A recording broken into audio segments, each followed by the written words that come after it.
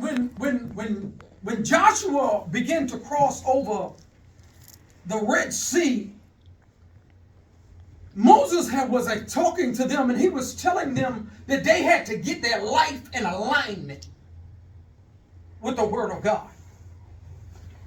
That they had to live their life according to the purpose and the plan in which God had for them. So when Joshua crossed over this Red Sea, he began to bring them together to remind them of what Moses had said, that they ought to walk in the laws of God.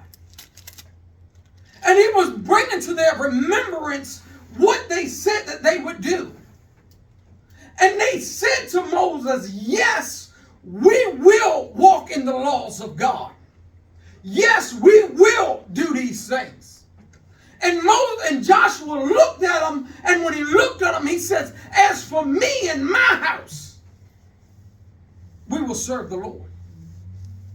As for me and my house, regardless of you don't keep what God tells you to keep, my house is going to walk in the laws of God.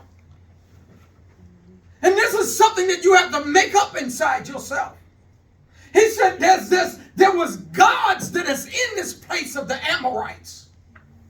The God of the true and living God has brought you over the Red Sea. Can you think back to a time that God didn't keep you?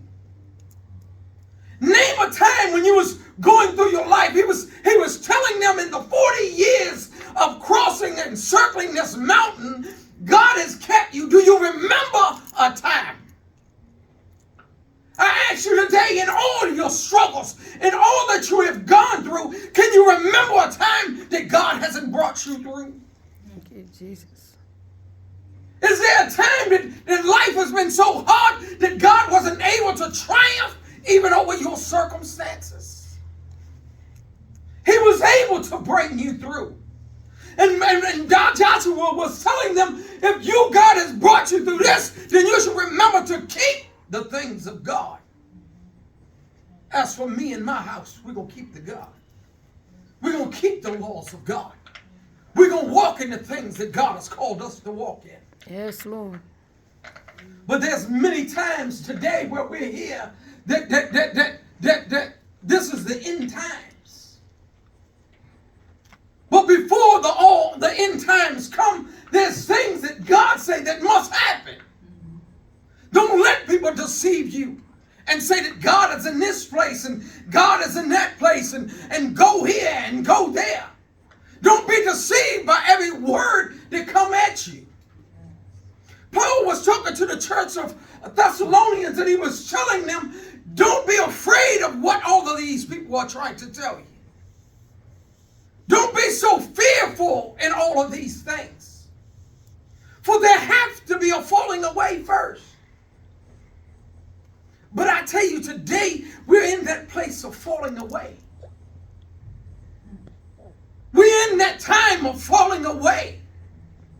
What is the falling away? The falling away is rejecting the very word of God. God said in the book of Romans 1:28, it says, and he shall give them over to a reprobated mind to go after the very things that they desire. He shall give them over to their own wants and their deceitfulness. What do we see happening in the world today? The people is more worried about the pleasures of the world than doing the things that please God. They'll rather take their child and make them a boy or make them a girl instead of walking and believing what God is saying things ought to be. We press harder for materialistic things than we press to get to where God is calling us to be. It's a dangerous time for us to live in. But we got to know that God is above everything else. God should be above everything else, and his desire should be our first desire. And his want for us should be our first want in all that we are. Paul was talking here, and he says, go to Timothy 4. 1:16 says,